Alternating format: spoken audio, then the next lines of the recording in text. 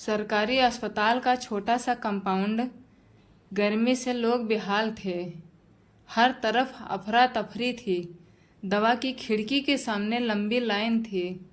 उस लाइन में एक बूढ़ी औरत, सावित्री देवी, हाथ में पर्चा और एक पुरानी थैली लिए खड़ी थी। सावित्री देवी का बेटा उसे सुबह सुबह छोड़ गया था। अम्मा, दवा ले लेना, मुझे काम पे जाना है। अब 3 घंटे हो गए थे। लाइन बस थोड़ी ही खिसकी थी। पसीने से लथपथ, कमज़ोर शरीर और आंखों में थकान। मगर वो खड़ी थी क्योंकि उन्हें अपने जोड़ों के दर्द की दवा चाहिए थी। लाइन में उनके पीछे खड़ा था एक लड़का, मनोज, जिसकी माँ आईसीयू में भर्ती थी। उसके पास ज़्यादा पैसे नहीं थे और उसे फ्री दवा ही लेनी थी। आगे एक औरत थी, गीता, जो अपने 2 साल के बच्चों के लिए खांसी की दवा लेने आई थी। हर किसी की आंखों में थकान थी, मगर उससे कहीं ज़्यादा था उम्मीद का बोझ कि दवा मिल जाए तो शायद कुछ राहत मिले। सावित्री देवी ने देखा, आगे खड़ा आदमी चुपचाप बेहोश होकर गिर पड़ा। शायद भूखा था, शायद ज़्यादा देर से खड़ा था। लोगों ने हल्ला किया, कोई पानी लाया, कोई स्टाफ को बुलाने दौड़ा। मगर उस समय हर किसी के मन में एक डर था, कहीं लाइन फिर से लंबी ना हो जाए। तभी एक नर्स आई, बोली, जिनकी उम्र 60 से ऊपर है वो आगे आ जाएं। सावित्री देवी की आंखों में चमक आ गई। उन्होंने धीरे धीरे चलकर आगे की कुर्सी पकड़ी।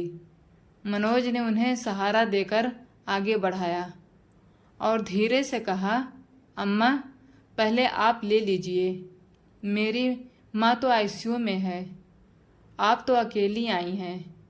सावित्री देवी की आंखें भर आईं। बेटा, भगवान तुम्हारी माँ को ठीक करें।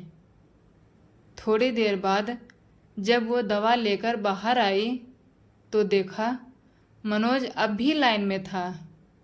उन्होंने थैली में से एक संतरा निकाला और उसके हाथ में दे दिया। खा लेना बेटा, बहुत देर से खड़े हो। ये सिर्फ दवा की लाइन नहीं थी, ये जिंदगी की लाइन थी, जहाँ हर कोई अपने दर्द के साथ खड़ा था, मगर इंसानियत अब भी जिंदा थी। अगले दिन वही सरकारी अस्पताल, वही लंबी दवा की लाइन, लेकिन आज सावित्री देवी पहले नहीं आई। उनकी जगह एक नई महिला खड़ी थी, रुखसाना बीबी, गोद में बीमार बच्ची जिसे तेज बुखार था। चेहरा पीला पड़ गया था बच्ची का। रुखसाना के चेहरे पर चिंता थी। डॉक्टर ने सिर्फ एक पर्चा थमाया था और कहा था, फ्री दवा की लाइन में जाओ, टाइम लगेगा। उसका दिल कांप गया। बच्ची की हालत बिगड़ती जा रही थी। लाइन लंबी थी और धूप सर पर चढ़ी थी। उधर सावित्री देवी मनोज के साथ घर जा रही थी। जब उन्हें याद आया, अरे मेरी आँख की दवा तो छूट गई थी। मनोज ने कहा, अम्मा, मैं छोड़ देता हूँ आपको वापस अस्पताल। जब दोनों वापस पहुँचे, देखा लाइन पहले से भी लंबी थी। मनोज ने रुखसाना को देखा और बच्ची की हालत देख तुरंत आगे आया।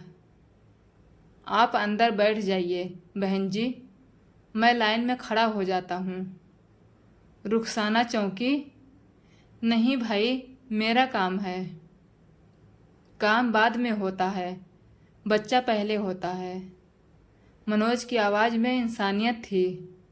दवा की खिड़की पर बैठे कंपाउंडर साहब ने देखा, बार बार बेहोशी की हालत में लोग लाइन से गिर रहे थे। वो अंदर गए, मैनेजमेंट से बात की, सर, कुछ तो करना पड़ेगा, बुजुर्ग महिला और बच्चों को अलग लाइन दें। अगले ही दिन अस्पताल में 3 लाइनें बना दी गई।